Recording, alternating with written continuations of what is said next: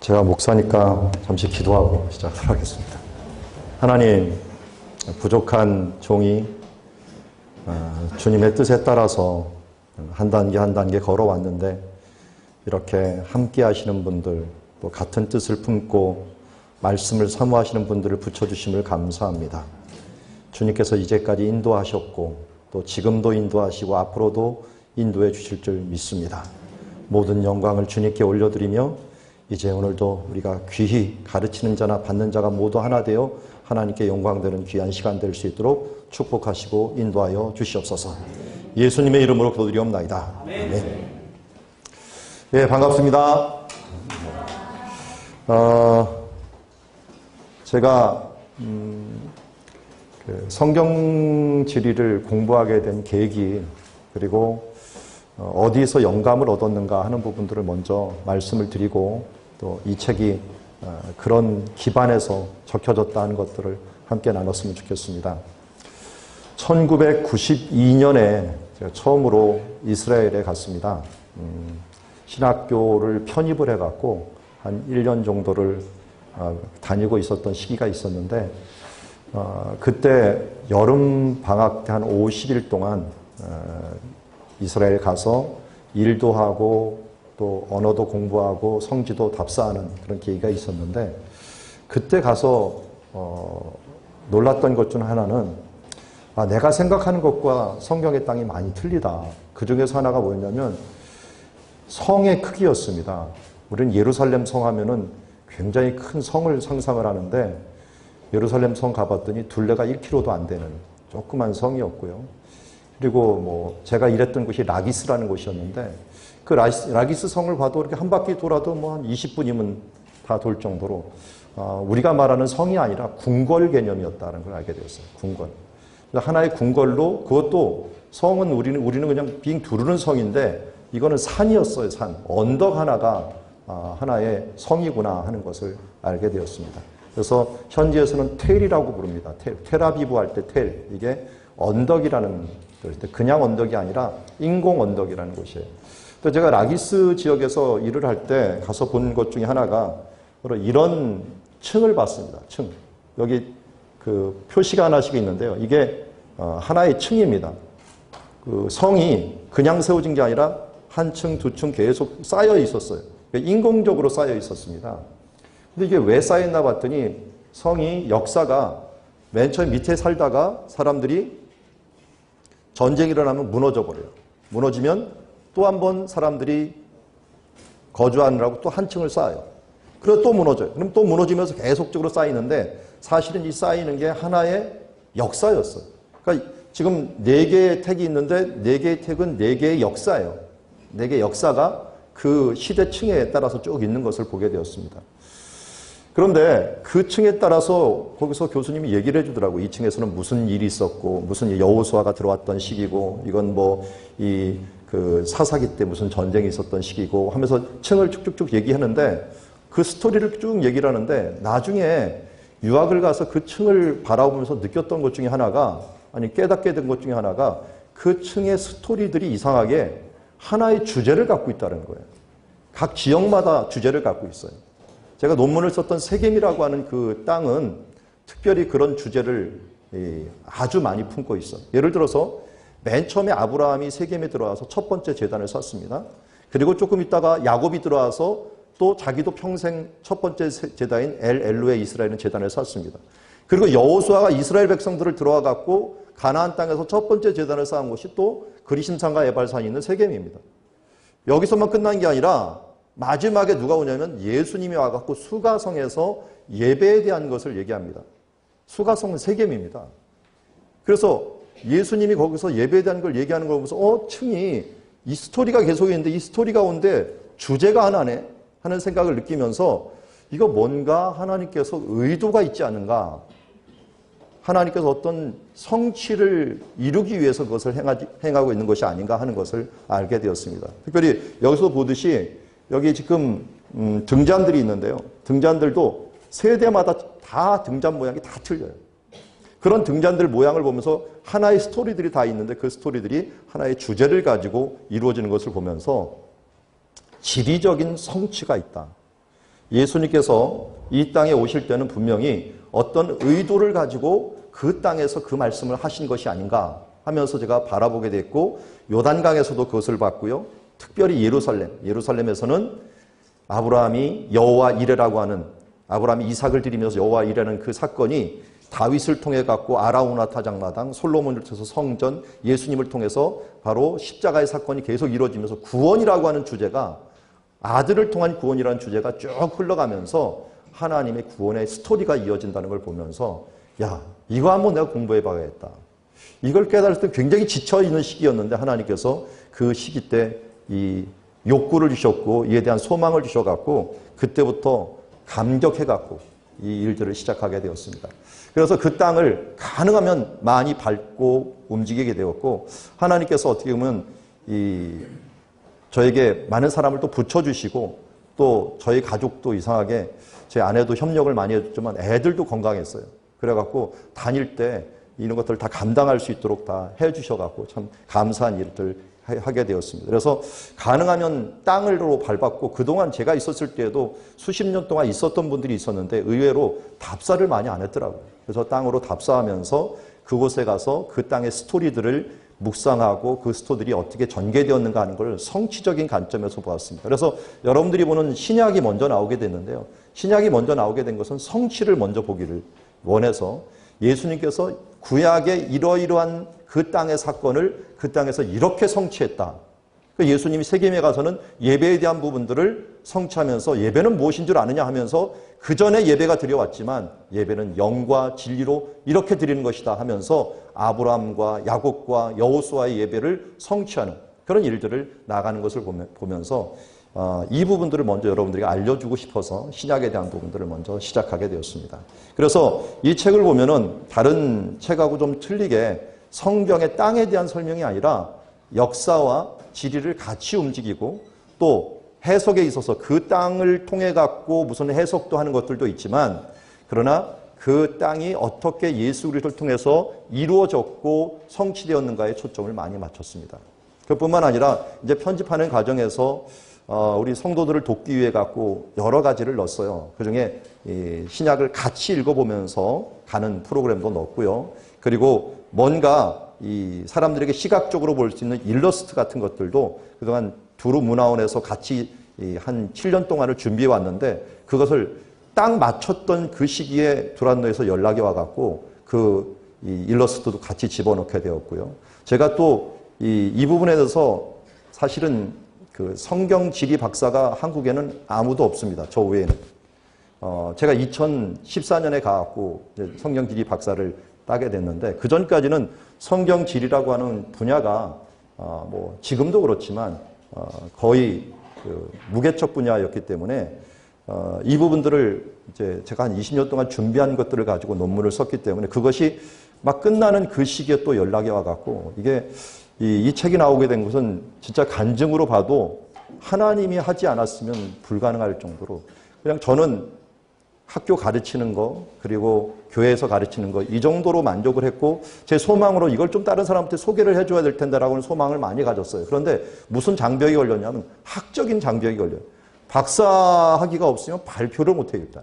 석사 갖고는. 그래서 소망을 가지고 있었는데 안식년을 맞이해서 학교에, 제가 원하는 학교에서 허락을 해 주셔갖고 논문을 쓰고 그분들을 학적으로 완성을 했고요. 완성을 한 그 다음 시기, 그 다음에 일러스트도 완성이 되고 그 외에 뭐 지도 같은 것들도 완성이 되고 하고 다 완성이 되었을 때 마지막으로 이것은 편집인데, 이 편집도 제가 항상 갈급했던 게, 제가 컴퓨터를 못하지는 않고 좀 편집도 좀 합니다. 그런데 저보다 잘하는 사람들을 좀 찾아갖고 그 사람들이 좀 해줬으면 좋겠다라는데, 드디어 두란노에 오니까 저보다 훨씬 잘하더라고요. 그래서 프로는 프로더라고요.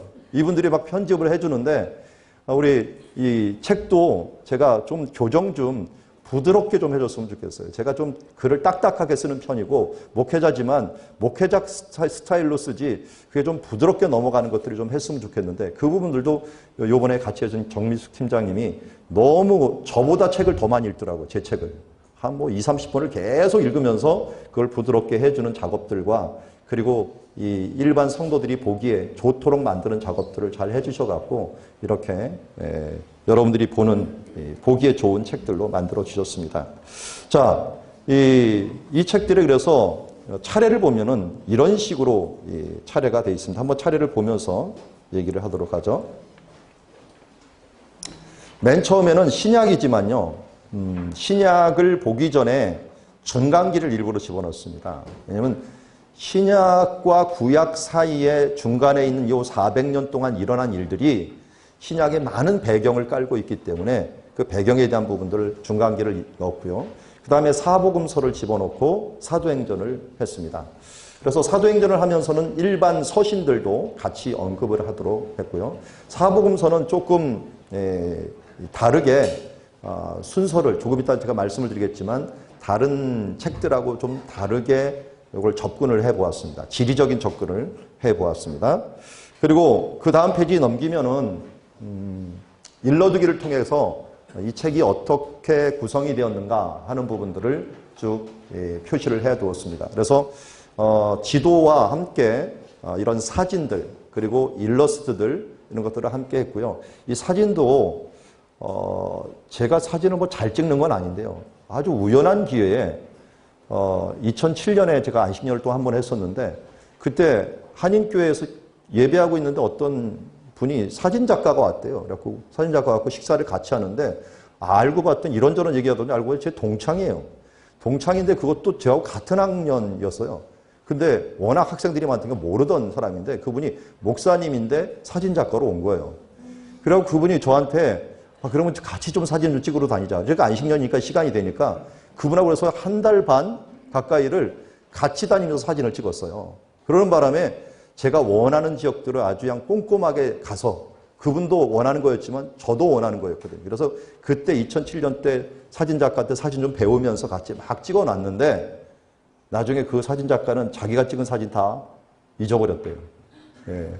이게 밖으로 나가다가 이스라엘 그 보안에 걸려갖고 다 뺏기고 다 없어지고 제 사진만 남은 거예요.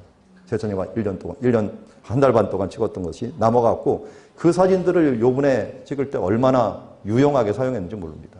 그리고 이 사람들을 어떻게 그런 사람들을 붙여주셔갖고 제가 필요한 사진들을 그분들을 통해서 얻게 되게 하면서 이 저작권이 항상 문제가 되잖아요. 저작권들이. 그런데 그 부분들을 깔끔하게 이 모든 것들을 할 수 있도록 해 주었습니다. 그리고 또 편집팀하고 얘기하면서 제가 이제 이런저런 얘기하다 보니까 맨 처음에가 이 큰 숲을 보여주는 게 필요하겠다 그래갖고 마인드맵을 갖다가 맨 처음에 표시를 해 주었습니다. 그래서 마인드맵을 통해 갖고 전체 책들을 어떻게 바라볼 것인가 하는 부분들을 보게 되었습니다. 신약에서 제일 관건은 어떻게 보면 사복음서를 어떻게 보느냐 하는 거예요. 이게 공관복음하고 요한복음하고 이 사복음서하고 참 이게 애매한 관계에 있어요. 공관복음만 딱 보면요. 지리적으로는 너무 쉽습니다. 왜냐하면 공관복음은 공통적인 관점이라는 뜻이거든요. 그렇기 때문에 공통적인 관점인데 어떻게 되냐면 갈릴리 사역 한 부분, 예루살렘 사역 한 부분 이렇게 기록했어요. 그러니까 지리적으로는 너무 편합니다. 그러니까 마가복음 같은 거 보면은 너무 편해요. 갈릴리 사역도 한 번에 딱 나오고 예루살렘 사역도 딱 나오니까 너무 편한데 문제는 이게 요한복음을 딱 갖다 대면 요한복음은 갑자기 중간에 예수님께서 예루살렘을 계속 중간중간 방문하는 게 나오는 거예요. 그래서 이걸 어떻게 행할까라고 하다가 잘 살펴보니까 누가복음 1장 1절과 2절에 오면은 누가가 뭐라면 내가 차례대로 기록했다라는 말이 있어요. 그리고 요한은 맨 마지막에 그 공관복음을 다 읽어놓고 나서 봤기 때문에 부족했던 이야기들, 특별히 6월절에 대한 이야기들을 많이 집어넣었어요.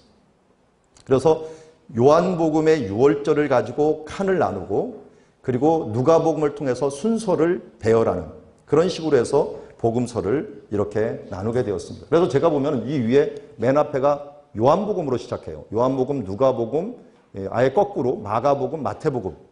우리는 마태, 마가, 누가, 요한인데 여긴 요한, 누가, 이 마가, 마태로 바꿔놨습니다. 왜냐하면 이 요한이 아까 말씀드린 것처럼 6월절에 대한 부분들을 중요한 6월절을 예수님께서 꼭 가셨으니까 6월절에 있었던 이야기들을 다 집어넣은 거예요. 근데 6월절이 왜 중요하느냐? 1년의 첫 달이잖아요. 1년의 첫 달. 그러면 첫 시작을 1월 14일이긴 하더라도 첫 시작을 이걸로 나누는 거예요. 1년 차, 2년 차, 3년 차 이렇게 나눠갖고 요한복음에서는 그게 6월절이라는 것을 요한복음 2장에도 나오고 있고요. 또 오병이어 기적에서도 그때가 6월절이었더라라고 하는 표현을 얘기를 해요. 그래서 1년 차 6월절, 2년 차 6월절, 공생애 3년 차 6월절. 그래서 4년 차 6월절 때 예수님께서 죽으십니다. 그래서 3년 반을 그렇게 행하시기 때문에 이 6월절을 통해서 예수님의 사역을 그 사이에 누가복음을 껴놓은 거고, 누가복음과 함께 비교해서 마가와 마태를 껴놓는 식으로 해갖고 역사적으로 정리를 했습니다. 근데 이 역사를 정리한 다음에 이게 지리와 관계된 거니까요. 그 전까지는 예수님의 사역을 갖다가 그냥 사건별로 많이 사람들이 얘기했는데 이번에는 장소별로 했습니다. 그 장소, 이 장소에서 이런 사건이 일어났다. 그래서 각 지역을 갖다가 먼저 장소를 이야기하고 그 다음에 사건을 이야기하는. 그래서 그것이 그냥 공중에 떠 있는 사건이 아니라 그 땅, 일정한 특정한 장소인 그 땅에서 일어난 사건이다. 그래서 그 땅을 알아야만이 그 사건을 온전히 이해할 수 있도록 그렇게 책을 편집을 해놓게 되었습니다. 자, 그리고 이어서 이제 개관들을 이제 쭉 보게 되는데요. 오늘 여러분들의 세미나는 주로 개관에 많이 초점을 맞췄습니다. 오늘 큰 숲을 보여드리는 시간이기 때문에 개관을 다 이해하지만 그 중에서 중요한 부분들을 한번 이 책에 따라서 한번 같이 보았으면 좋겠습니다. 개관에서 이스라엘 위치가 굉장히 중요합니다. 성경의 땅의 그 위치가. 그래서 이 위치가 4가지 지역과 관계가 있어요. 메소포타미아 지역, 나일강, 그리스, 로마. 3대 문명이라고 할 수가 있죠. 그리고 그 가운데 껴있는 것이 이 레반트라고 하는 지역이고, 이것이 이 메소포타미아는 유브라데강과 티그리스강이라는 곳이고, 나라로 치자면은 아수르, 바벨론, 메데와 바사. 메데와 바사는 성경에서는 메데와 바사지만 역사책에서는 주로 페르시아라고 부르는 곳입니다. 그리고 나일강 유역에서 일어났던 것은 이 상나일과 하나일 이런 일들이라든지 그 농법이라든지 이런 부분들을 얘기했고요. 그리스 로마 지역에서는 터키, 그리스, 로마 지역에 대한 것들을 보게 되었고, 그다음 그 가운데 있는 것이 우리의 핵심인데요. 그것이 레반트 지역이라는 것을 보게 되었습니다. 그것을 보여주면 이렇습니다. 앞에 보는 것 우리나라 땅이 이렇다면 성경의 땅은 바로 이 지역입니다. 이 지역에 초점을 맞추고 여기에 초점을 맞추고 좀 가까이 가면 이렇게 생긴 곳입니다. 그런데 여기에 특징이 뭐냐 봤더니 아시아, 아프리카, 유럽이 3가지처럼 있는 거예요. 3가지처럼 있어갖고 이렇게 이 문명이 있었던 지역, 문명이 일어난 이 지역을 이런 비옥한 초생딸 지역이라고 학자들이 이야기하고, 아시아 쪽에서는 메소포타미아 문명이, 그리고 아프리카에서는 나일강 문명이 일어났고, 유럽에서는 그리스 로마 문명이 일어나게 됩니다. 그리고 그 가운데 위치한 것이 바로 레반트라고 하는 지역이고, 여기서 바로 하나님께서 아브라함을 이 땅에 부르면서 내가 보여줄 땅으로 가라.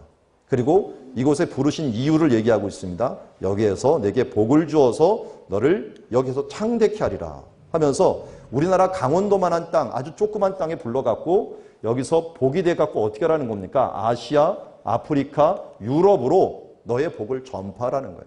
그래서 마태복음 1장이 바로 아브라함과 다윗의 후손 예수 그리스도의 세계라라고 했는데, 결국 예수님의 복음이 여기서 아브라함의 전통 여호와 이레를 통하여 완성된 그 복음이 아시아, 아프리카, 유럽으로 전파되면서 여기가 바로 복 중의 복, 우리가 받은 최고의 복이 예수를 믿는 복음이잖아요.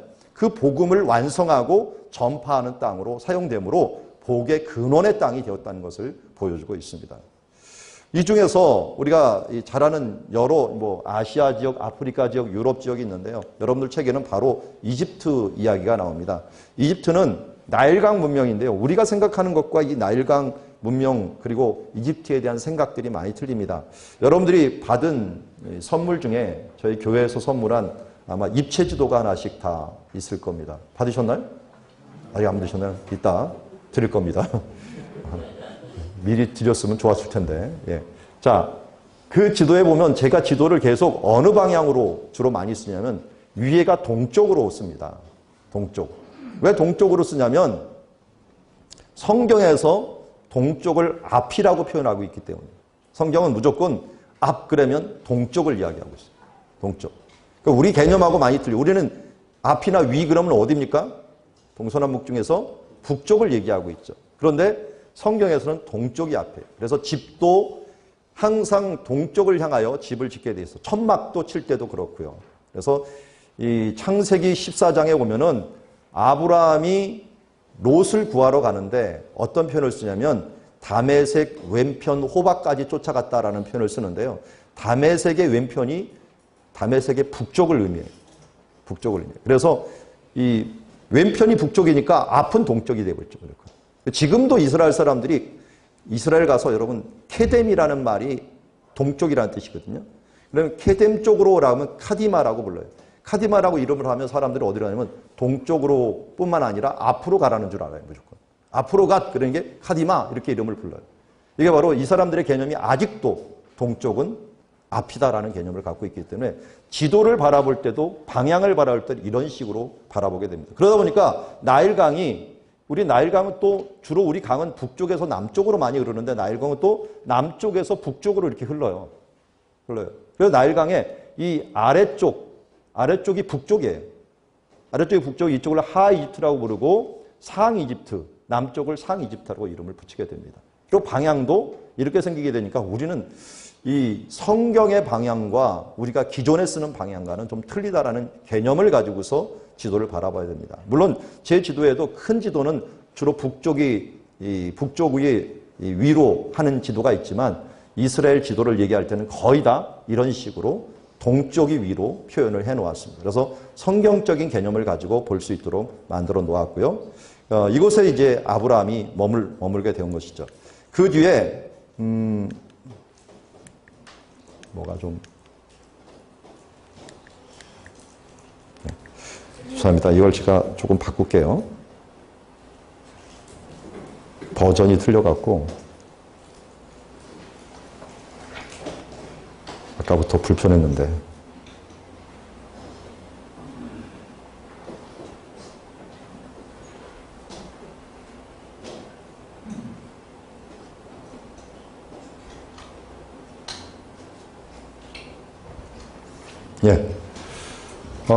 메소포타미아 문명 지역을 이제 보도록 하겠습니다. 메소포타미아 문명은 맨 처음에 아수르부터 시작을 해요. 아수르는 잘 보면은 북쪽에 위치하고 있어요. 메소포타미아 남쪽에는 바벨론, 위에는 북쪽이고요. 그런데 바벨론하고 아수르하고 싸우면은 주로 누가 이길까요? 많이 이기는 것은 아수르가 많이 이겨요. 왜 그럴까요? 잘 보면 색깔을 보더라도 바벨론이 훨씬 더 풍요로운 지역인데도 불구하고 아수르가 이기는 이유는 이게 소위 헝그리 정신 때문이래요. 이쪽은 유목민이에요. 유목민인데 유목민이 농민들을 이기는 거예요. 풍요로운 땅을 이기게 됩니다. 그렇다고 바벨론이 항상 지는 건 아니에요. 언제 아수르가 지냐면 아수르가 바벨론화 될 때 집니다. 풍요에 젖어버릴 때. 그럴 때는 아수르가 지고 바벨론이 일어나요.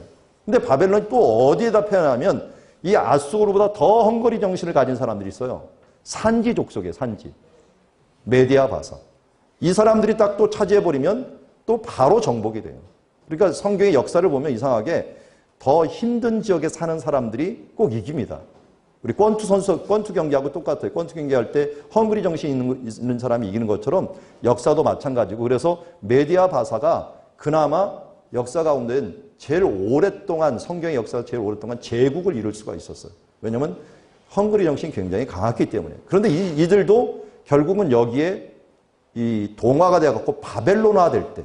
그래서 요한계시록에서는 바벨론을 뭐라 하냐면 음녀라고 해요. 음녀 바벨론이라고 얘기하는 것은 이 풍요로운 문화에 젖어들어 버리면은 바벨론이 약한 것 같은데요. 이상하게 강해요.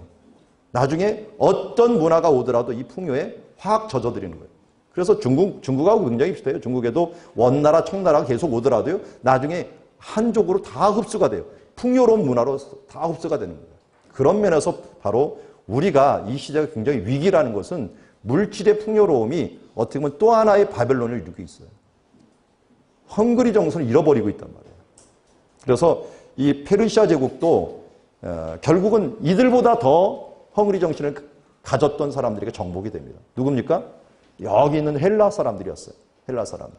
헬라에 있는 특별히 알렉산더 같은 이런 사람들에 의해서 정복이 돼갖고 헬라 제국이 이루어지게 되었고 이후에 헬라가 또 분리가 되면서 로마에게 무너지겠는데, 로마에게 무너지기 직전에 그 사이에 한 100년 정도를 이스라엘이 독립했던 시기가 있는데, 그때가 하스모니안 시기라고 합니다. 하스모니아 왕가라고 하는데, 그때가 바로 마카비 혁명이 일어날 때죠. 마카비 혁명이 일어나고 100년 정도를 이렇게 만드는데, 이때 이제 이걸 알아야 되는 게, 중간기에 알아야 되는 것 중에 하나가 1167년, 주전 167년에 일어났던 이 마카비 혁명 때문에 요한복음에 나오는 수전절이라는 게 나온 거죠. 수전절. 그래서 이런 것들이 근거가 되지 않고는 수전절을 이해할 수도 없고요. 또 이 시기에 또 뭐냐면 사마리아 사람들을 점령해요. 점령하기 때문에 수가성 여인이 우리 조상들은 그리심산에서 예비했다, 이 산에서 예비했다라고 하는 것들도 예수님이 무엇을 알고 있어야 되냐면, 이 하스모니안 시대 때 유대인들이 그리심산을 정복함으로 적개심을 갖게 되는, 그래서 둘 간의 관계가 안 좋은 그런 배경들을 우리가 이것을 통하여 알게 됩니다. 뭐 이런 부분들을 다 자세히는 말할 필요는 없고요. 하여튼 로마가 이 뒤에 와서 지역을 이루고, 그러면서 로마는 자치주를 사용을 합니다. 자치. 이 자치가 도움이 되는 것도 있고 도움이 되지 않는 부분들도 있는데, 어쨌든 이것 때문에 일어난 것 중에 하나가 헤롯이라고 하는 사람이 왕이 되는 거예요. 분봉왕이라는 거죠. 근데 우리는 성경을 이해할 때 이 역사와 지리를 잘 모르면 문제가 되는 게, 여기 보면 유다가 있잖아요. 근데 유다인데 보니까 수리아하고 같이 색깔이 돼 있어요. 주가. 그리고 누가복음에도 보면은 예수님이 태어날 때를 수리아 총독 이야기를 꼭 해요. 수리아 총독 이야기를 왜 하느냐? 유다도 수리아에 크게 소속돼 있었기 때문이에요. 그러니까 수리아라고 하는 진짜 총독이 있고 새끼 총독이 있는 거예요. 원래는 행정장관이에요. 그런 사람들이 빌라도에, 이 사람들은 사단급 병력을 갖지 못해요. 그냥 천부장 정도의 몇 개 그냥 자기 이 질서 유지의 군대만 갖고 행정적인 일을 하는 거지, 이 수리아의 총독 하에 들어가 있는 거예요.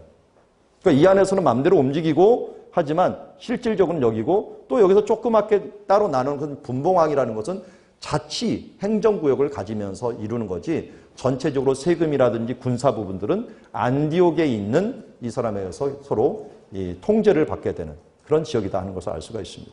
그리고 또 여기도 마찬가지예요. 그리스라고 하는 지역이 마게도냐와 아가야라는 지역으로 나눠져 있다. 저도 이스라엘에서 공부하고 이제 신약을 조금 더 열심히 해야겠다 해서 그리스로 가고 아테네에서 공부를 했어요. 아테네에서 한 1년 정도 헬라어를 공부하면서 이쪽을 다녀봤는데, 재미난 걸 발견했는데, 지금도 마게도냐 지역과 아가야 지역은 우리나라 경상도, 전라도보다 훨씬 더 심한 이 지방색을 가지고 있다는 거예요. 서로 결혼도 못 시키게 만들어버리고 다 자기가 잘났대요. 이 데살로니가 사람들은 우리가 이 원조다. 왜냐하면 알렉산더가 이쪽 출신이니까, 마게도냐 출신이다. 아니다. 소크라테스니 뭐니 하고 학적인 부분들은 이 아테네에서 나왔다. 우리가 원조다 하면서 서로 안 좋을 정도로 구하고 있는데, 그때 당시에 예수님 당시에도 마게도냐와 아가야가 바로 이렇게. 그래서 잘 보면 빌립보 얘기를 막 이 고린도 사람들에게 하고 막 하는 게 있어요. 저 빌립보는 마게도냐 사람이고요. 고린도는 아가야 사람이에요. 서로 선의의 경쟁을 막 시키는 거예요. 헌금 문제 가지고 빌립보에서는 이렇게 헌금했다. 고린도 너희는 어떻게 할 거냐 하면서 서로 선의의 경쟁을 시키는 것도 이런 지역 간의 관계들을 사용하는 것을 보게 됩니다. 그만큼 이 지역들을 알 때, 지역의 특징들을 알 때 그렇고요. 이 지도는 꼭 볼 때 세계의 역사가 바로 로마부터 이 이름이 나오게 돼 있어요. 여기 아시아 있죠. 아시아. 이 아시아 때문에 이 대륙이 아시아 대륙이 된 거고요. 이쪽에 보면 아프리카 주가 있는데 이것 때문에 아프리카 대륙이 된 거예요. 그러니까 로마 시대부터 시작된 이 일들이 얼마나 많은 영향력을 지금까지 미치고 있는가 하는 것들을 알 수가 있는 거죠. 이 부분들은 사실은 중간기 때 이미 다 예언이 된 거예요. 중간기가 없다라고 하는데요. 제 책에 기록되어 놨지만 이것을 성경으로 보는 방법들을 그래서 표현을 해놨습니다. 성경으로 어떻게 볼 것인가? 그것은 성경에 이 3번이나 이 부분들을 얘기를 하고 있어요. 하나는 7장, 8장, 11장에 걸쳐 갖고 일어날 중간기에 일어날 일들을 얘기하고 있는데, 이 짐승들을 통해 갖고 7장에서는 2장에서는 이 금, 은, 놋, 철과 진흙으로 해 갖고 우상으로 한번 보여주고요.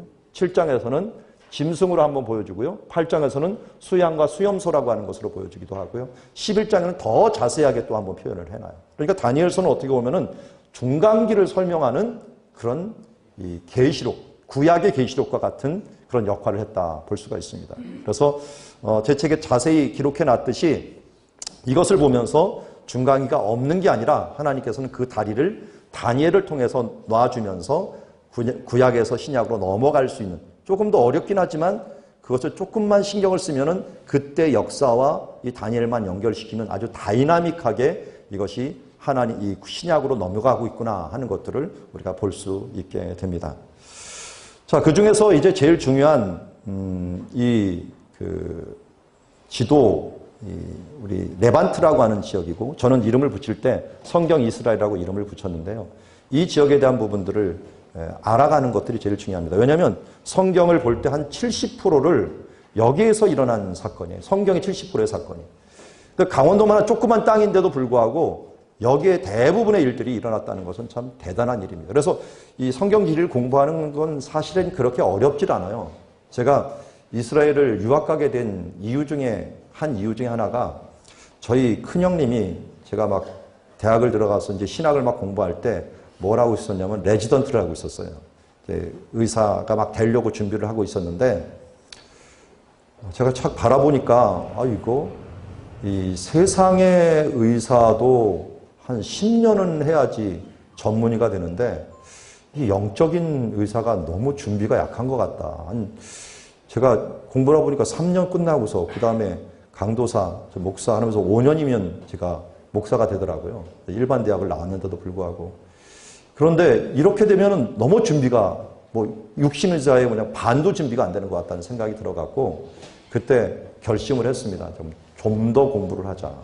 좀 더 공부를 하자 해갖고 아예 10년을 줘도 육신의 의사처럼 10년을 잡고 유학을 5년을 생각을 하고서 정확히 5년을 갔다 오고 나서 제가 10년째 정확히 목사 안수를 받게 되었는데 그럼에도 불구하고 많이 부족한 것이 있어요. 그런데 무슨 생각을 그때 많이 들었냐면 평생 가리킬 성경, 또 천국까지 가서 이 예수님하고 대화하는 주제인데 내가 너무 모르는 것 같다.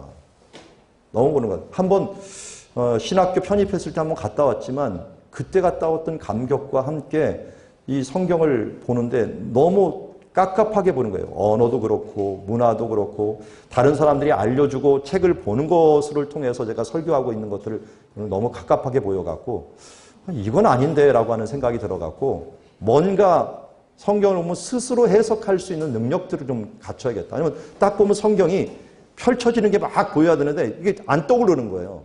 그 사건을 딱 보면 예수님께서 세례를 받으면 세례받는 그 주변 환경들이 쫙 떠오르고 그 역사들과 함께 그 층층이 일어났던 여호수아가 그 땅을 같이 건넜을 때 그 사건과 함께 예수님이 세례받는 사건, 그리고 그 옆에서 엘리야가 승천되는 사건, 그리고 이 세례 요한이 세례를 주는 사건, 그리고 요단강이 막 막히는 사건, 이런 사건들이 좀 선명하게 뭔가 드러나야 되는데 그게 안 드러나니까 남들이 한 얘기만 하고서 제가 그거 베껴갖고 편집해갖고 하고 있더라고요. 뭔가 묵상을 해갖고 떠올라야 되는데 떠오르는 게 없는 거예요. 그래서 이건 안 되겠다. 그래서 바르게 좀 해봐야겠다. 그래서 그곳에 가서 공부를 했고 공부를 하면서 이 조그만 땅 이거 아는데 별로 안 걸리더라고요. 사실은. 한 학기 열심히 하니까 아까도 매일 모여서 공부하셨다 그러는데 별로 어렵질 않아요. 사실은. 그런데 이 부분들을 열심히 하고 백그라운드를 딱 하다 보니까 여기에 펼쳐지는 사건들이 얼마나 다이나믹하게 우리가 펼쳐지는지 그걸 알게 되니까 야, 이건 진짜 좀 나눠줘야겠다. 그래서 이걸 제가 나눠줘야겠다고 시작한 그 시기가 제 둘째 아들이 태어났을 때예요. 제 아내가 산후조리하고 있는 중에 제가 이것 때문에 미쳐갖고 돌아다니느라고 괜히 쿠사리를 많이 먹었습니다. 근데 미치게 되더라고요. 그걸 알게 되니까. 야, 이걸 진짜 알려줘야 되는데. 이걸 진짜 내가 좀 터득해갖고 알려줘야 되는데. 그때부터 진짜 미친 듯이 돌아다니면서 이 하나만을 위해서 거의 20년 동안 제가 초점을 맞추면서 다른 유혹들도 많았지만 공부를 계속 초점을 맞추면서 해놨고 이 부분들이 완성이 돼갖고 여러분들에게 이제 소개하게 됐는데 이 기쁨과 이런 좀 감격을 함께 이 책을 통해서 함께 나누었으면 좋겠어요.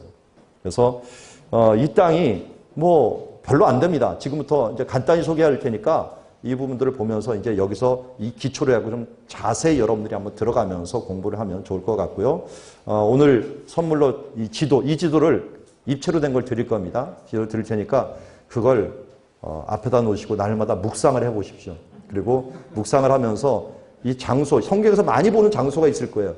최소한 이거는 아세요. 그게 산 위에 있는지 골짜기에 있는지. 입체 지도가 필요한 이유는요. 이스라엘은 고도 차이로 결정을 합니다. 예를 들어서 이쪽에 보면 헤르몬 산이 있는데요. 헤르몬 산은 2814m예요. 그런데 여기 있는 여멘은 마이너스 422예요.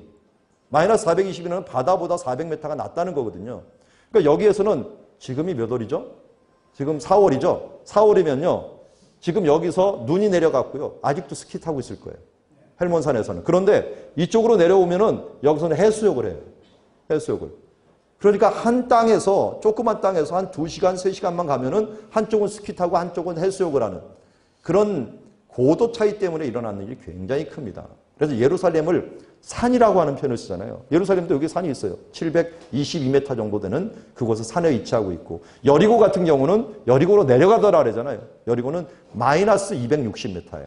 바다보다도 260m 낮은 땅에 위치하고 있는 거예요. 그러니까 그런 특징들을 알아야만이 이게 예수님의 움직임, 그리고 여기 보면 숫자가 있는데 이 숫자가 10km씩을 일부 제가 해놨어요. 문자마다 10km. 움직이는 거리가 한 몇 킬로 정도 되는지 우리가 가늠을 하면서 알고요. 제일 중요한 건 나중에 성지순례를 꼭 가보십시오. 이걸 철저하게 해보시고 그렇게 가보시면서 전체를 한번 바라볼 수 있는 눈들을 가지시면은 아마 굉장히 좋을 겁니다. 그리고 여기서 보면은 이스라엘 땅, 이 땅을 갖다가 성경에서는 가나안 땅이라고 부르는데요. 가나안 땅이면서 한편으로는 에덴 동산의 이미지를 많이 줘요. 예루살렘에 샘이 하나가 있어요. 예루살렘 샘. 그 샘이 뭔지 아십니까? 기혼샘이라고 하는 곳이 있어요. 물론 에는 로겔이라고 하는 이 로겔샘이 있긴 하지만 그건 다윗 시대 때 잠시 있어졌고 아마 없어진 것 같아요. 그리고 예루살렘 성 그 앞에 이 기혼샘이라는 곳이 있는데 이 기혼이라는 말은 에덴 동산의 기혼 강과 연결이 돼요. 그래서 이 하버드의 이 고고학자가 이 다른 지역들을 조사를 쭉 해봤는데요. 거기에 기혼이라는 이름을 쓴 샘은 성경에 예루살렘밖에 없다는 거예요. 그러면서 에덴 동산의 흔적이 예루살렘에 나온다. 그러면 여기가 에덴 동산이면 이쪽은 뭘까요? 동쪽이니까 에덴의 동쪽이 돼버리는 거예요. 에덴의 동쪽. 에덴의 동쪽을 기억하고서 에덴의 동쪽 하면 뭐가 생각납니까? 드라마가 생각납니까? 책이 생각납니까? 영화가 생각납니까? 그런데요. 에덴의 동쪽의 스토리는 항상 뻔해요. 무슨 스토리냐면 뭔가 소외된 자식이 한 명 있어요. 왜냐하면 가인이 그쪽으로 추방을 당했기 때문에. 그래서 뭔가 아버지에게 버림받은 자식 한 명이 꼭 반항을 하는 장면이 나와야지 그게 에덴의 동쪽의 스토리가 돼요. 성경하고 맞으니까요. 그래서 잘 보면은 여기가 아브라함이 차지한 뒤로요. 이 에덴의 동쪽이라고 하는 요단강 동표 쪽은 다 아브라함의 약속에서 벗어난 사람들이에요. 제일 첫 번째 벗어난 사람이 누구예요? 롯입니다. 롯. 아브라함의 조카. 그가 무엇을 이룹니까? 모압과 암몬이라는 나라를 이루게 되고요. 그 전에 바단 아람 그쪽과 관계에 있는 아람 족속이 또 북동쪽에 자리 잡고 있고요. 그리고 에서의 후손이 어디 있어요? 에돔이죠. 에돔이 또 이쪽에 자리 잡고 있어요. 그래서 아브람, 이삭, 야곱 이렇게 이어지는 이 약속에서 벗어난 사람들이 가나안 동쪽인데 가나안을 에덴으로 친다면 에덴의 동쪽에 위치하는 그런 개념으로 이 주변에 있는 나라들을 이해하면은 훨씬 더 좀 더 다이나믹하게 이해할 수가 있다는 것을 보게 되고요. 그리고 서쪽에는 이상하게 가나안 족속들이 있어요. 가나안의 장남이 누구냐면 시돈입니다. 시돈이 만들어 온 나라가 페니키아예요. 페니키아를 성경에서는 베니게라고 부르고 있고요. 베니게의 두 도시를 가지고 두로와 시돈이다 이렇게 이름을 붙이기도 합니다. 두로가 그 당시에 수도였고요. 그래서 베니게라고 하는 곳이 가나안 족속이에요. 근데 이 사람들은 가나안 족속인데 함 족속의 일부가 누구냐면 이 팔레스타인이라고 부르는 블레셋이에요. 블레셋. 이 사람들이 나중에 크레테라고 하는 섬에서 성경에서는 그렛이라고 표현하고 있는데 여기서 배를 타고서 이집트를 통해서 이쪽으로 들어와요. 들어오면서 여기를 자리 잡으면서 팔레스타인, 블레셋 이 문명을 이룹니다. 특별히 철기 문명을 가져와 갖고 삼손 때나 이 다윗 때 엄청나게 이스라엘을 힘들게 만들어 버리죠. 이걸 극복한 사람이 누구냐면 다윗이죠. 다윗이 이쪽으로 와서 어떻게 해서 철기 문명을 흡수를 합니다. 한 1년 4개월 정도를 이곳에 도피하고 있으면서, 가드에 도피하고 있으면서 그들의 철기 문명을 싹 흡수를 해갖고 나중에 완전히 역전을 시켜버리죠. 도망 중에 어떻게 보면은 최고의 그런 혜택을 받는 결과를 가져오게 된 것을 보게 됩니다. 그런 것들이 이쪽은 함 족속이에요. 이쪽은 가나안 족속. 물론 가나안도 함 족속의 한 분파죠. 그래서 이 서쪽으로 자리 잡은 곳은 함 족속. 그리고 이쪽은 셈 족속인데 셈 족속 중에서 동쪽은 약속에서 벗어난 사람들. 이 사람들이 자리 잡고 있고 그 가운데 이스라엘, 야곱의 후손들이 자리 잡고 있는 그런 지금 민족 형성이 되어 있습니다. 그래서 총 민족이 몇 개입니까? 하나, 둘, 셋, 넷, 다섯, 여섯, 일곱 민족이 요 가나안 조그만 땅에 다 옹기종기 모여 있는 거예요. 이게 가능했던 게 아까 말씀드렸죠? 고도 차이 때문에 그렇습니다. 고도 차이 때문에 다양한 풍토와 다양한 지형을 이루어요. 특별히 중간중간에 강, 세렛강, 아르논강, 이 야복강, 야르묵강, 요단강 이런 강들이요. 깊숙이 파여갖고 나라와 나라를 또 민족과 민족을 나눠놓는 그런 역할들을 하는 것을 보게 됩니다. 아까도 말씀드렸지만 방향 감각은 굉장히 중요합니다. 우리나라처럼 이렇게 두는 것이 아니라 방향을 이렇게 두고서 성경에서는 바라봐야 된다. 특별히 구약 성경에서는 이렇게 바라봐야 됩니다. 구약 성경에서는 자기도 모르게 성막을 지을 때도 마찬가지예요. 앞 그램은 무조건 동쪽입니다. 앞. 그리고 뒤 그램은 이 언약궤가 있는 그 뒤 그램은 서쪽을 얘기를 하고 있고요. 그래서 방향 감각에 대한 부분들을 분명히 알고 제 책에도 방향 감각을 가능하면 많이 쓰려고 했지만 우리나라 사람들이 방향 감각이 없다 보니까 성지순례 가면은 방향 감각이 없으면은 어디 가는지를 몰라요. 어디 가는지. 그래서 거기부터 맨날 방향 감각을 알려주기도 하는데요. 방향 감각을 알아야지 성경에서 어느 방향을 향하여 움직인다 하는 것을 알 수가 있어요. 그래서 지도를 이렇게 보고 있고요. 이걸 볼 때도 지도 이 지파 부분을 볼 때도 이렇게 구분을 해서 놓습니다. 모압, 암몬, 아람, 블레셋, 베니가 있는데 그중에 이스라엘 사람들이 요단강 동편에서 차지했던 사람이 루벤, 갓, 므낫세 반지파죠. 반지파인데 이 사람들 말고 이제는 이쪽이 진짜 가나안 땅이에요. 이 사람들 선택을 정말 잘못했어요. 조상이. 왜냐하면 여기는 땅이 굉장히 좋습니다. 좋은데 좋으면 뭐예요? 너무 좋은데 안전하지가 않아요. 뺏기도 좋고 뺏기기도 좋아요. 그래서 유목민들이 단체로 와서는 뺏기 좋아요. 그리고 유목민들 살기도 좋아요. 그런데 유목민들이 흩어져 살기 시작하면은 이 민족이 약화가 돼갖고 누가 쳐들어오면 그대로 당하고 마는 거예요. 그래서 요단강 동편은 하나님께서 주신 땅이 아니고 길르앗이라고 했고 완충지대로 갈르엣이라고 하는 이름으로 이 야곱과 이 라반 그 중간에 완충지대로 주신 땅인데도 불구하고 이 땅이 좋다고 해서 조상들이 이걸 차지해갖고 나중에 후손들이 엄청나게 고생을 하겠다. 짓밟히는 땅이 돼버립니다. 가장 안전한 땅은 사실은 유다가 차지한 땅이에요. 유다가 차지한 땅. 유다 덕택에 시몬도 남쪽을 차지했지만 이 유다는 산지예요. 산지. 유목민들은 일단 안전해야 돼요. 왜? 흩어져 살기 때문에. 한꺼번에 갈 때는 문제가 되지 않지만 그 출애굽했을 때는 유목민처럼 강한 또 민족이 없어요. 그런데 흩어지기 시작하면은 유목민처럼 또 약한 민족이 없어요. 도시 문화를 이루는 게 아니라 띄엄띄엄 살다 보니까 이게 전쟁이 일어나거나 뭐가 일어나면 대처가 너무 약한 거예요. 그래서 유다가 이쪽에 위치하였을 때 왜 안전하냐면 이쪽이 광야예요. 광야. 광야고 동쪽은 광야에다 바다가 있죠. 서쪽은 수풀이 있어요. 남쪽은 시몬인데 이쪽도 광야예요. 그리고 북쪽에서는 알아서 다른 지파가 먼저 막아줘요. 그 막아준 지파가 누구냐면 에브라임과 므낫세 지파. 이걸 합쳐서 요셉 지파라고 부릅니다. 요셉 지파. 요셉 지파가 막아주고 그리고 저 위에는 요 사이죠. 사이에는 베냐민 지파와 단 지파가 자리 잡고 있고요. 그리고 이쪽이 제일 안 좋은 지역이에요. 왜 안 좋은 지역이냐? 요 해변길이라는 길이 있는데요. 이 길은 힘이 강한 사람들한테는 상업적인 도로로서 굉장히 좋은 길이에요. 예를 들어서 이스라엘이 제일 강했을 때가 언제냐면 통일왕국 다윗과 솔로몬 시대 때예요. 특별히 솔로몬 시대 때는 강한 민족을 갖고 강한 경제력과 군사력을 갖고 있다 보니까 이 길을 엄청나게 잘 이용해서 이 길을 그야말로 해변길이라고 부르는데요. 이 해변길을 따라서 아시아와 아프리카 무역을 이루면서 어마어마한 부를 솔로몬이 이루게 됩니다. 강원도만한 땅에서 솔로몬이 그냥 부자가 될 수는 없었어요. 그것은 길을 이용하는 거였죠. 무역을 이용하는 거였어요. 그런데 그 길이 강할 때는 좋지만 약할 때는 뭐가 되면 군사도로가 되고요.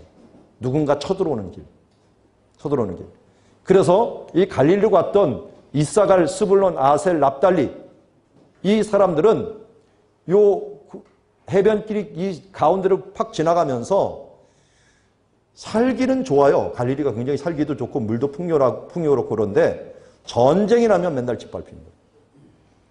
그래서 심지어 이사야서 9장하고 마태복음 4장에서는 이곳에 살았던 사람들을 갖다가 흑암의 땅에 사는 사람이다.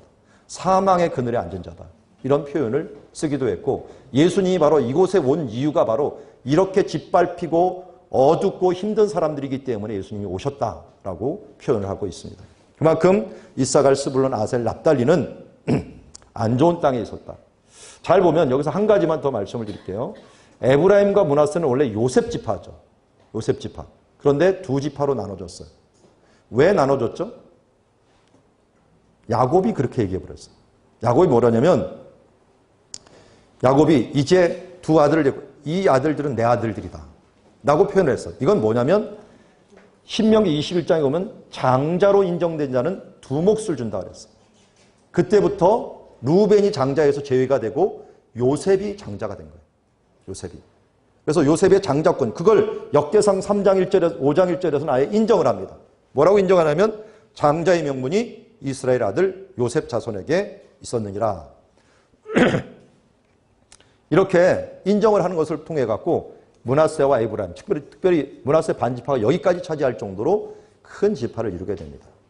그런데 문제는 뭐냐면 이 야곱이 죽으면서 애매한 유언과 애매한 예언을 해놨어요. 무슨 예언을 했냐면 요셉이 장자가 될 거라는 거 아예 선언했어요. 그가 모든 형제의 정수리가 될지다 라고 하는 표현을 해놨는데 근데 또 죽으면서 무슨 표현을 했냐면 유다에게서 치리하는 자가 나올 것이다. 치리자의 지팡이가 나올 것이다. 치리자, 또 여기서는 장자. 이게 누가 강하다는 거예요? 이것 때문에, 이 애매한 말 때문에 이스라엘의 역사가 바뀝니다. 사사기 이후에 유다와 에브라임은 경쟁 관계가 계속 유지가 되고요. 이게 유지가 되다가 솔로몬 시대 때는 터져버립니다. 뭘로요? 왕국 분열로. 솔로몬이 죽은 다음에는 에브라임 지파가 있는 이 요셉 지파 쪽 하나, 유다 지파 쪽 하나로 나라가 분열돼 갖고 서로 싸우는 일까지 벌어지게 되는 그런 것이, 그래서 여러분들이 지리와 역사를 함께 보면은 큰 틀이 보입니다. 아, 이게 지금 이 야곱이 예언한 대로 두 지파가 지금 경쟁 관계에 있구나. 이걸 이사야가 예언을 해요. 예언을 해갖고 두 경계하면서 10장과 11장에 보면은 이 이새의 뿌리에서 한 싹이 나와서 하는데, 그러면서 나중에 이들의 싸움들이 이새의 뿌리에서 나오는 그 사람을 통하여 해결이 될 것이다 라고 하는 표현을 써요. 그게 바로 이제 예수 그리스도가 나와갖고 이 남쪽과 유다를 하나로 묶어주는. 그래서 예수님께서 사마리아 지역에 방문해갖고 수가성 여인, 사마리아 여인들을 이 전도하는 그런 장면들, 이런 것들도 남쪽과 북쪽이 서로 하나로 이어주는, 그리고 이방들이 또 함께 이어주는 이런 일들을 예수님께서 하시는 것을 보게 되는데요. 결국은 그런데 큰 그림에서는 유다가 장자권을 가져갑니다. 왜요? 이 유다의 특기는 누가 있었냐면 갈렙이 있었죠. 이 갈렙이 무엇을 요구했습니까? 이 산지를 내게 주소서. 이 산지 중에 제일 큰 도시가 헤브론이었어요. 헤브론이 왜 중요하냐? 헤브론에는 뭐가 있었죠? 막벨라 굴이 있었어요. 이 막벨라 굴이 왜 중요합니까? 그곳에는 아브라함뿐만 아니라 그의 아내, 이삭 그의 아내, 야곱 그의 아내. 그러니까 아브라함과 이삭, 야곱 창세기의 기초가 되는 이 사람들이 거기 있으니까 이것은 바로 선산이나 마찬가지. 근데 이 선산을 누가 차지하느냐가 장자의 명분을 차지하는 데 굉장히 중요했거든요. 근데 분명히 장자의 명분은 요셉에게 있다고 하는데 실질적인 장자의 명분을 유다가 가져가 버려요. 이게 어디에서 나중에 확증이 돼버리냐면 사무엘상 4장에 보면은 언약궤 이동 장면이 나와요. 언약궤가 블레셋에게 뺏겨갖고 가는데 원래 맨 처음에는 이 언약궤가 어느 지파에 있었냐면 에브라임 지파에 있었어요. 에브라임 지파 실로에 있었어요. 근데 이 실로에 있었던 것이 전쟁을 하다 뺏겨요. 그리고 어디로 가버리냐면 벳세메스로 가는데 그 벳세메스가 유다 지파 땅이에요. 거기서 또 기럇 여아림 올라가는데 기럇 여아림도 유다 지파 땅이에요. 결국은 언약궤 이동을 통해 갖고 하나님이 지금 이동하고 계시구나. 지리적으로 보면 이동하고 계시는 하는 것들을 알게 되고 그 뒤에 다윗이 등장을 해요. 사무엘상 4장, 5장 지난 다음에 사울과 사울의 중간기를 거쳐갖고 다윗이 등장하면서 하나님이 움직이고 난 다음에 다윗이 등극을 합니다. 등극을 하고 결국은 유다로 갑니다. 이것은 어떻게 보면 갈렙이 꿈꿨던 거예요. 갈렙이 근데 참 대단한 사람이에요. 그 사람은 원래 에돔족 속상이에요. 에돔족 속 사람이었는데 양자로 들어왔는데 양자로 들어온 것도 부족해갖고 그가 유다의 대표가 고 대표도 모자라갖고 그들의 최고의 조상이 돼갖고 그 다음 세대에 이 헤브론을 물려주고 그리고 다윗이 그것을 이어서 받으면서 다윗의 후손 가운데서 예수님께서 나오는 장면이 나오게 됩니다. 근데 그것도 또 재미난 게 마태복음에 가면은 예수님의 아버지 이름이 요셉이에요, 또. 요셉의 아버지가 또, 보면은. 그리고 또 뒤에 가면은 유다가 아주 부정적인 이름으로 나와요. 무슨 유다? 가룟 유다. 요셉으로 갔다가, 유다로 갔다가, 요셉으로 갔다가, 장자 싸움이 계속되는 언약궤는 움직인다. 여기서 나중에 어디로 움직입니까? 나중에 언약궤나 이런 촛대가 움직이는데 로마로 촛대가 가져가죠. 그래서 티토 장군이 이 로마로 촛대로 움직이는 장면이 지금 로마 티토 개선문이라는 곳에 선명하게 남아있어요. 선명. 지금도 2000년이 지났는데 선명하게 남아있어요. 하나님의 교회는 하나님을 신실하게 섬기는 사람들을 향하여 지금도 움직이고 있다. 지금도. 자, 단지파는 여기 있다가 저 북쪽으로 갔죠. 북쪽으로 이동을 했고요. 블레셋의 이 등살에 못 이겨가고 결국 이동을 했습니다. 그래서 이렇게 지파가 됐는데요. 지파 이름을 이렇게 부릅니다. 유다 지파 있는 쪽을 중심으로 해서 아래는 네게부, 이쪽은 유다 산지, 에브라임 지파 쪽은 에브라임 산지라고 이름을 붙여요. 그래서 지파별로 이름이 계속 가면 좋은데 이렇게 뭐 유다 산지니까 유다 지파에서 유다 산지, 에브라임이 있었으니까 에브라임 산지. 그런데 에브라임이 므낫세까지 다 품어버려요. 심지어 베냐민 지파까지도 품어버립니다. 그만큼 에브라임이 강력했던 지파였어요. 왜냐하면 장자 지파였으니까요. 그러면 여기 가면 무슨 땅이라고, 무슨 산지라고 불러야 돼요? 여기도 산지인데. 납달리 산지라고 이름을 붙여야 되네? 근데 이사갈도 있고, 단도 있고, 스불론도 있고, 아셀도 있어요. 그러니까 5개 지파가 있다 보니까 이름을 부르기가 참 뭐예요. 그런데 납달리가 좀 강했으면은 그냥 납달리 산지, 아니면 스불론이 더 강했으면 스불론 산지라고 이름을 붙였을 거예요. 그런데 이 5개 땅이 다 고만고만했어요. 별로 힘을 발휘 못했어요. 그러니까 사람들이 부르기가 참 애매해갖고 여기를 그냥 갈릴리, 하갈릴이라는 표현을 썼어요. 하갈릴이 무슨 뜻이냐면 그 땅이라는 뜻이에요. 제 책이, 그 전에 책이 그 땅이 주는 복음, 여러분 사복음서 앞에 그 땅이 주는 복음이라고 했는데 이 갈릴리의 복음이 그 땅이라고 불렀어요. 그 땅. 근데 이스라엘 사람들 개념에는 그 땅이라는 것은 뭐냐면, 거기 있잖아, 거기. 이게 전라도 사투리로 거시기라는 뜻이에요, 거시기. 그러니까 여기 거시기 땅이에요, 거시기 땅. 갈릴리는 지명이 없는 거랑 마찬가지예요. 이 바다도 그래서 참 이름도 없어요, 이 바다도. 이 호수인데 이스라엘 사람들은 호수와 바다 구분이 없었기 때문에 무조건 다 물만 있으면 바다. 제가 성경 고등학교 때 읽다가 진짜 힘들었던 것 중에 하나가 이 성소에 솔로몬이 성전에 지었던 곳에 높바다가 있었다라는 뜻을 봤어요. 높바다. 잘못 기록한 거겠지. 바닥이겠지. 높바닥이겠지. 저 그냥 그렇게 믿고 왔는데 나중에 보니까 진짜 바다예요. 아니 근데 무슨 바다가 거기에 있어요. 근데 이스라엘 사람들 개념에는요. 물만 많이 모여있으면 얌이라고 불렀는데 번역할 때 사람들이 그 얌을 갖다가 다 바다로 번역을 해버린 거예요. 그러니까 이 누가 같은 사람들은 이방인이잖아요. 여기를 와본 것 같아요, 갈릴리를. 와보니까 바다 아닌데? 우리 헬라어로는 호수인데? 그래서 누가만 호수라고 기록했어요. 그런데 이걸 갖다가 또 우리나라 성경 번역한 사람들은 왜 호수라고 번역해? 그냥 바다로 번역해서. 또 바다로 우리는 번역을 바꿔버렸어요. 그냥 문자적으로 번역하면 될 텐데 그렇게 안 하고 번역하는 바람에 우리나라 성경으로 봐서는 이 누가가 호수로 번역했는지 바다로 번역했는지 몰라요. 다른 사람들은 마태, 마가, 요한은 이스라엘 사람이기 때문에 개념이 없다 보니까 무조건 바다로 해버리는 거예요. 여기는 물이 많으니까 이 지중해는 큰 바다, 대해. 이쪽은 소금이 많으니까 염해. 그리고 여기 이름 뭐라고 그래요? 갈릴리에 있으니까 갈릴리 바다. 갈릴리해. 이렇게 해야 되는데 이 사람들이 여기도 이름이 애매하니까 모양이 또 긴네렛이라고 불렀는데 모양 따라서 하프처럼 생겼어요. 그래서 하프 바다, 긴네렛 바다라고 이름을 붙이기도 했고요. 또 어떨 때는 여기가 보니까 게네사렛 옆에 있어요. 그래서 게네사렛 바다라고도 부르게 하고 티베리아 옆에 있고 티베리아 바다라고 이름을 붙여요. 갈릴리는 참 이름이 지 맘대로 부르는 지역들. 거시기라고 부르는 게 제일 나아요. 이 바다도 그냥 거시기 바다. 이렇게. 여기도 이제 거시기 땅 이렇게 부르는 게 이 사람들의 개념이 어떤 그렇게 불렀습니다. 그러니까 이스라엘은요 언어 자체가 굉장히 단순합니다. 구문도 그냥 동사, 주어, 목적어 이런 식으로 딱딱딱 끊어져요. 끊어지고 단어도 굉장히 적어요. 예를 들어서 하나 단어를 치자면은 이 알마라고 하는 히브리어가 있는데 이거는 그냥 젊은 처녀들을 이야기해요. 젊은 처녀뿐이라 세댁도 다 포함해요. 젊은 여자들. 젊은 여자들. 근데 이것을 이사야서 7장 14절에 이걸 번역을 하려니까 너무 힘든 거예요.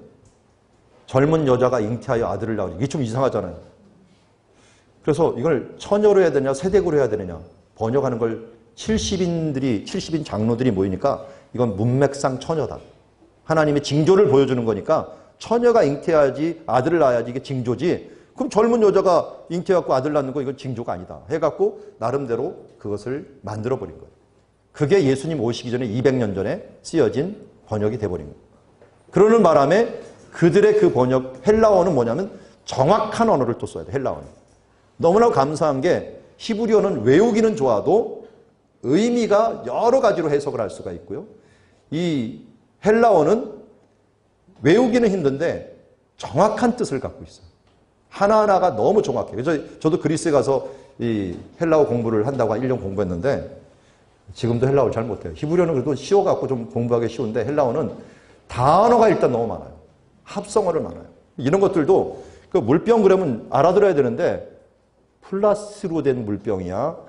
병으로 된 물병이야? 아니면 어떤 물병이 하면서 정확히 얘기해 주지 않으면 이 사람들은 개념상 이해를 못하는 거예요. 그래서 그런 뜻 때문에 어떻게 보면 정확한 단어를 표현을 하는 것들이 필요합니다. 그런데 이스라엘 사람들은 이렇게 갈릴리 그러면 그냥 두리뭉실 표현을 많이 했어요. 다양한 뜻. 대신에 시 같은 것들은 의미가 그래서 여러 가지로 표현할 수가 있죠.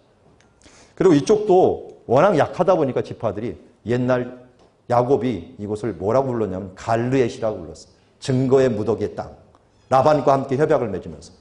그래서 그 이름을 따라서 길르앗이다 이름을 붙이게 되었습니다. 그래서 이런 큰 지역이 되면서 지역 이름이 이렇게 세부적으로 나누어지게 되었다. 그 외에 뭐 중간에 네게브라는 지역, 또 이스라엘 골짜기, 갈멜산, 샤론 평야, 블레셋 평야 이런 지역들도 구분이 되게 되었고요. 이 기초를 통해 갖고 이제 도로들이 되게 되었는데 이 도로가 유명한 이제 남북 도로가 세 개 도로가 생겼어요. 세 개 도로. 세 개 도로가 아까 말씀드린 아시아 아프리카를 이어주는 가장 중요한 해변길. 그리고 동서를 또 연결하는 요단 동편의 왕의 대로. 가운데 산지 위를 쭉 따라가는 족장의 도로. 이런 도로가 생기게 됩니다. 우리나라로 치면 서해안 고속도로, 경부 고속도로, 동해안 고속도로. 이렇게 세 가지를 외우시면 되겠습니다. 길도 아주 간단해요. 이 길만 하면 남북도로가 완성이 됩니다. 그리고 동서 고속도로도 좀 있어야 될 거 아니에요. 뭐 88 고속도로니 이쪽 영동 고속도로니 좀 있어야 될 거 아니에요. 그것도 4개입니다. 이렇게. 4개가 있으면 7개 도로만 외우면 제가 이 주변에 일어날 사건 7개 도로 안에서 거의 다 일어난다고 생각합니다. 사건이. 그렇기 때문에 많이 복잡하지 않습니다. 이 틀을 가지고서 이 주변에 있는 도시들을 계속 보면서 아, 이 지역들이 이런 땅에 있구나. 그리고 성경을 볼 때 그 도시들과 함께 연결하면서 지리적인 모양이라든지 지형들을 같이 보면은 훨씬 더 성경을 이해하기가 편하게 됩니다. 그래서 12지파와 함께 이런 길들이 연결이 되고요. 예수님 시대 때는 또 로마가 와갖고 했던 일 중에 하나가 뭐냐면 유다가 하스모니아 시대 때 단일 국가다 보니까 너무 통제하기가 어려웠어요. 그래서 이방인을 섞어버립니다. 데가볼리라는 사람들을 이방인들 요 사이에 딱 끼게 만들어요. 그래서 남북을 좀 끊어버려요. 특별히 갈릴리하고 베레아는요, 똑같이 헤롯 안티파스라는 사람이 통치를 했어요. 그런데 둘 사이를 끊어버리고 동일한 사람이 끊어버리는데 힘을 약화시키고 가운데 또 사마리아를 딱 집어넣어요. 사마리아를 집어넣고 유대하고도 연결되지 못하게 만들어요. 그래서 힘을 약화시키는 방법을 로마가 써놓게 됩니다. 이걸 쓴 사람이 누구냐? 폼페이 장군이에요. 폼페이 장군. 폼페이라는 도시도 있지만 폼페이 장군이 이 방법을 써갖고 나라를 분열을 시켜놓습니다. 와갖고. 그래서 정복을 해갖고 이때 이제 하나씩 이 분봉왕들이 세워지는 거죠. 저쪽 빌립이라는 분봉왕, 헤롯 안티파스라는 분봉왕, 유대는 원래 아켈라오라는 분봉왕이 있었는데 그 사람이 실각하고 총독, 행정장관이죠. 행정장관이 왔고 예수님 시대 때는 빌라도가 와갖고 통치한 그런 식으로 한 3가지로 나눠갖고 통치가 되는 것이 신약시대 예수님의 배경이었다 하는 것을 알 수가 있습니다.